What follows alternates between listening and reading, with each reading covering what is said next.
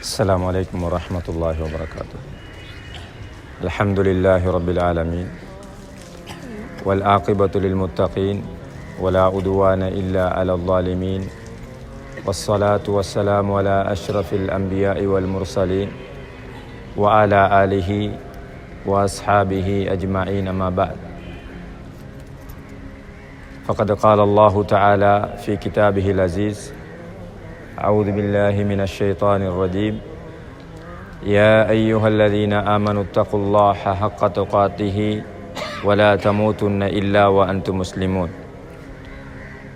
அன்புக்குரிய சகோதரர்களே, அல்லாஹ்வினுடைய ஏற்பாட்டில் ஒரு ஜனாசாவை நல்லடக்கம் செய்துவிட்டு இந்த சந்தர்ப்பத்தை பயன்படுத்தி எங்களுடைய ஈமானை உயிர்ப்பிப்பதற்காக இந்த இடத்தில் ஒன்று கூடியிருக்கிறோம். உண்மையில் இஸ்லாமிய மார்க்கத்தில் நாங்கள் பிறந்திருப்பது இந்த உலகத்தில் எங்களுக்கு கிடைத்த கற்பனை செய்ய முடியாத ஒரு வரப்பிரசாதமாகும்.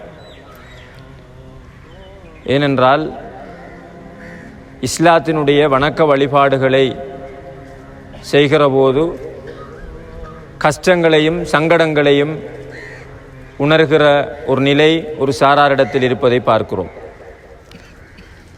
சில நேரம் எங்களுடைய வாழ்க்கையில் இஸ்லாத்தினுடைய சட்டங்களை பாரமாக ஏற்றுக்கொள்கின்ற ஒரு மனநிலை எங்களுக்குள் உருவாகுவதை பார்க்கிறோம்.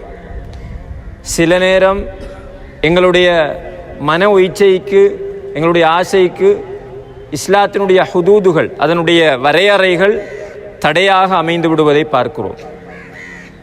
ஆனால் உண்மையில் அன்புள்ள சகோதரர்களே, இஸ்லாத்தினுடைய ஃபராயில்கள், அதனுடைய சுனனுகள், அதனுடைய ஹுதூதுகள் எல்லாமே இந்த உலகத்தில் எங்களை கௌரவமான மனிதர்களாக வாழ வைத்து மறுமையிலும் எங்களுக்கு அல்லாஹினுடைய பொருத்தம், அவனுடைய சுவனத்தை தர வேண்டும் என்பதுதான்.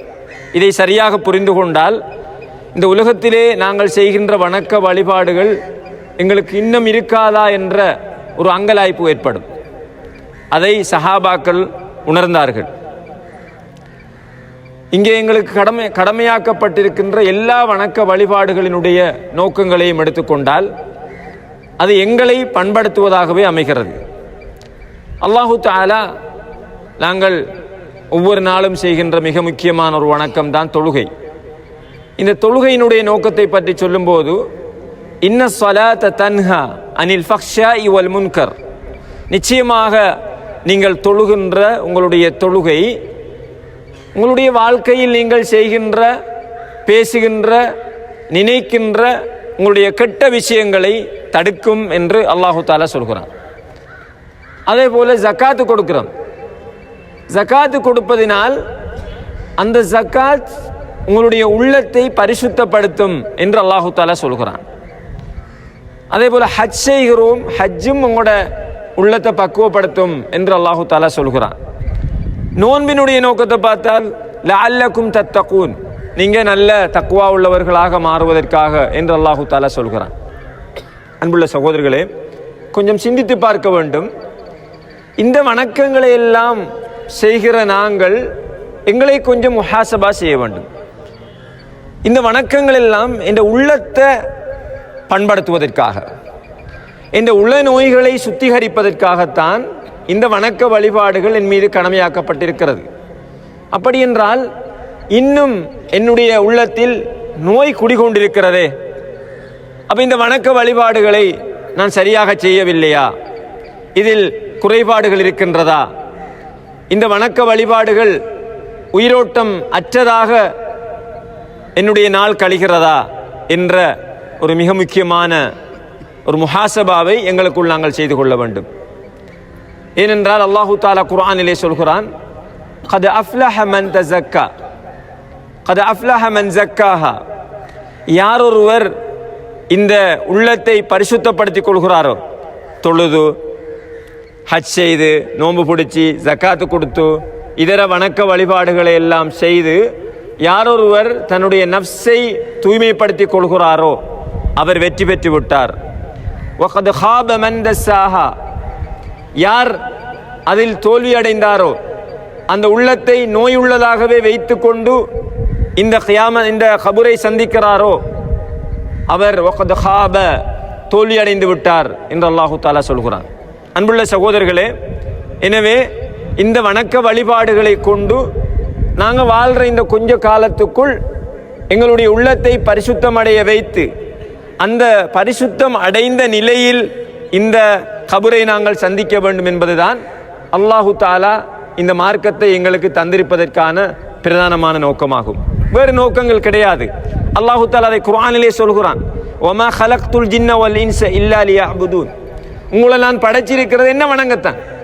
நீங்கள் உழைக்கிறீங்க, வீடு கட்டுறீங்க, நீங்கள் இந்த உலகத்தில் அனுபவிக்கிறீங்க, ஆடம்பரமாக வாழ்கிறீங்க, ஹவாவை பின்பற்றுறீங்க, எல்லையற்ற மகிழ்ச்சிகளை அல்லாஹ்வுக்கு புறம்பாக கொண்டாடுறீங்க, இப்படியெல்லாம் நீங்கள் செய்கிறீங்க. ஒரு சந்தர்ப்பத்தில் அல்லாஹ் குர்ஆனிலே சொல்லி காட்டுகிறான், நீங்கள் கட்டுற வீட்டையெல்லாம் பார்த்தால் ஏதோ இந்த உலகத்தில் லஅல்லக்கும் தஹ்லுதூன், நிரந்தரமாக வாழ போகிறீங்க மாதிரி இருக்கே என்று அல்லாஹு தாலா கேட்கிறான். ஆகவே சகோதரர்களே, இந்த உலக வாழ்க்கையினுடைய நோக்கம் தூய்மையாக மௌத்தாக வேண்டும் என்பதுதான். வேறு வேறு நோக்கங்களை நாங்கள் உருவாக்கி கொண்டாலும் அல்லாஹ் அந்த நோக்கத்தை சரியாக நிறைவேற்றியவரைத்தான் புரிந்து கொள்வான் என்பதுதான் நாங்கள் புரிஞ்சிருக்கிற இஸ்லாம்.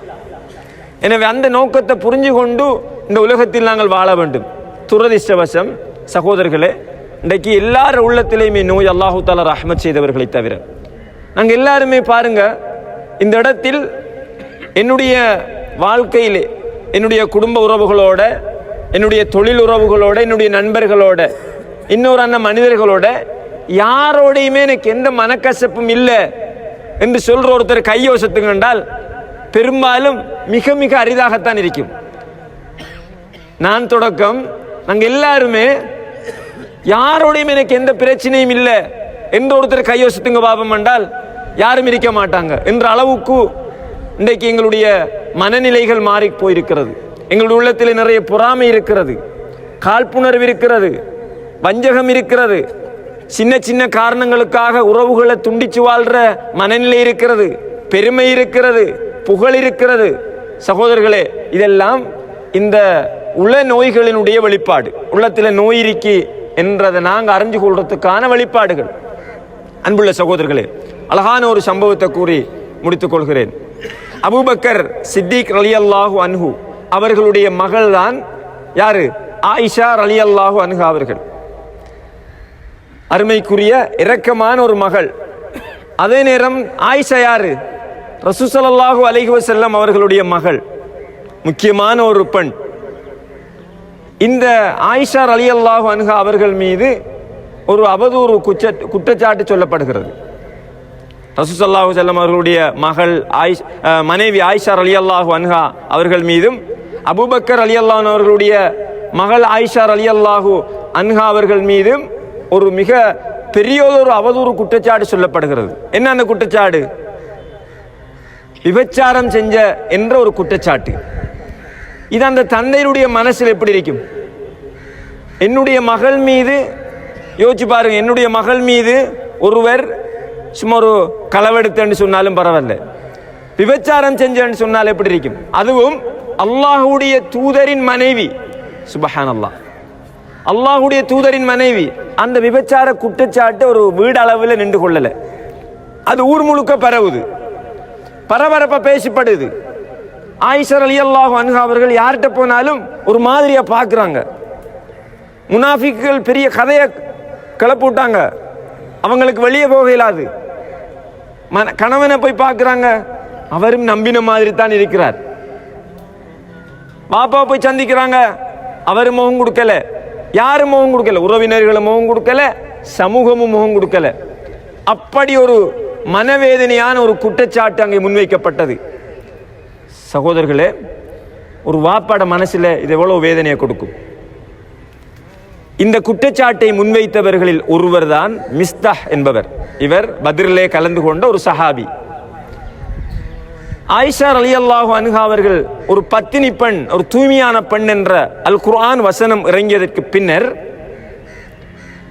மிஸ்தாஹை பார்த்து அபூபக்கர் ரலியல்லாஹு அன்ஹு அவர்கள் சொல்கிறார்கள், அபூபக்கர் ரலியல்லாஹு அன்ஹு அவர்கள் தான் இந்த மிஸ்தாஹுக்கு செலவு செஞ்சு கொண்டிருந்தாங்க. அது அவங்களோட குடும்ப மண்டத்துக்காக வேண்டி. அவருக்கு கொஞ்சம் கஷ்டம், பொருளாதார கஷ்டம். அதால இந்த மிஸ்தாஹுக்கு யார் செலவு செஞ்சது? அபூபக்கர் ரலியல்லாஹு அன்ஹு அவர்கள் செலவு செய்து கொண்டிருந்தார்கள். அப்ப மிஸ்தாஹை பார்த்து அபூபக்கர் ரலியல்லாஹு அன்ஹு அவர்கள் சொல்றாங்க, இந்த மிஸ்தாஹுக்கு என்ற புள்ள மேல இவ்வளவு குற்றச்சாட்டை சொன்ன இந்த மிஸ்தாஹுக்கு நான் சத்தியமா செலவு செய்ய மாட்டேன் இதுக்கு பிறகு என்று சொல்றாங்க. நியாயம் இருக்கா இல்லையா?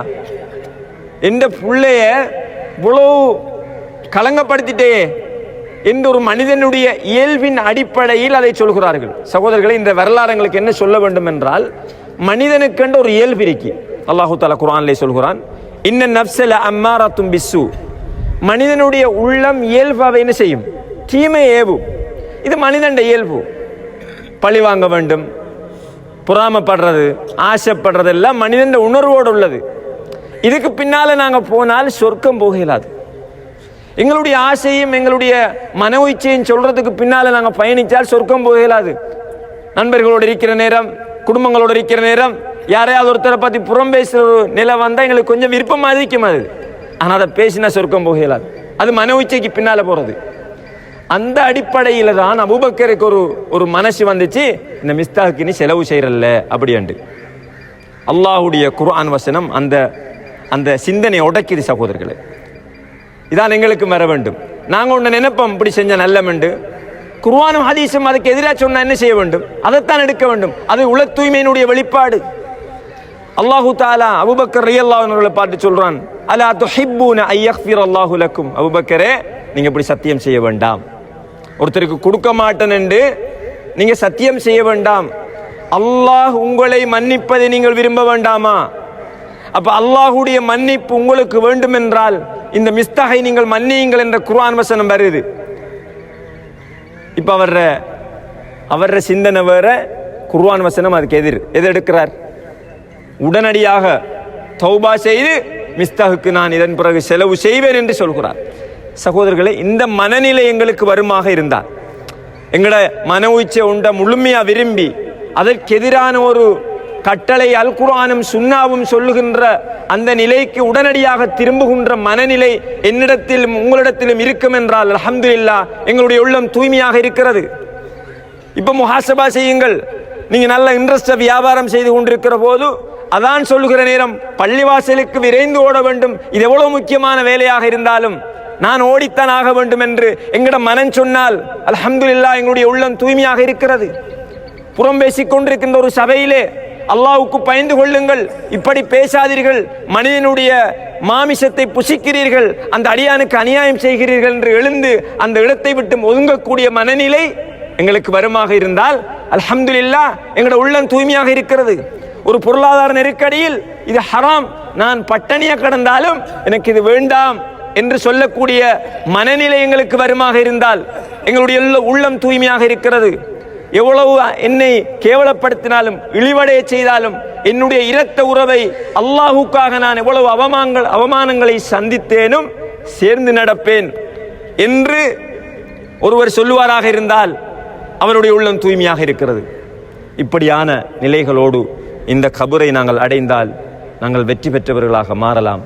இல்லை என்றால் ஷைத்தான் எங்கள்கிட்ட சொல்லுவான், நீ நல்லவன் தான், தொழுகிறாய், வணங்குறாய், ஜக்காத்து கொடுக்குறாய், நிறைய பள்ளிவாசலுக்கு அள்ளி கொடுக்குறாய்.